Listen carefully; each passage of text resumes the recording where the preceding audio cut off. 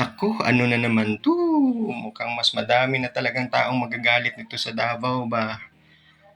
Lalo na 'tong mga artista at mga vlogger na nagkomento na. Kaya sabay-sabay nating panoorin ito guys, okay? Tara! Tandaan mo, hindi lahat ng matalas magsalita ay masamang tao at hindi rin lahat ng malumanay magsalita ay mabuting tao. Again, Lenny ako ha, Lenny. Pero, nung pumunta ko ng Davao, nakita ko talaga kung gaano kaganda yung Davao, kung gaano katahimik, kung gaano kalinis. Yung linis, Bay, yung linis. Walang-wala sa Manila, walang-wala dito sa Cavite na... Bay, pumunta ka ng Davao para ma-gets mo yung sinasabi ng Shuvi. Kung gaano ka-safe. Bay, maiwanan mo yung bag mo doon, pagbalik mo nandoon yun. Ganon. Yung kalsada nila doon, ang linis. Yung taxi driver na doon, kahit dos lang yung sukli, ibibigay nila. Hindi dito sa Manila. Hindi kagaya dito sa atin sa Manila natin kung kapag 20 yung sukli, hindi na ibibigay sa'yo ng driver.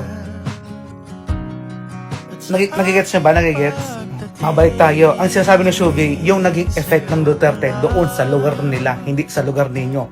Bukid yung. Ito hindi naman sa paggaano ha, pero ang problema kasi sa ating mga Pilipino, ang galing natin mang ganyan, mang bash, mang cancel, pero kulang naman sa comprehension. Tama, mali. Tama, mali. Oh, malamang di mo maintindihan. Wala kang comprehension, di ba? Hindi na makalaya, dinadalaw mo ko bawat gabi. Wala mang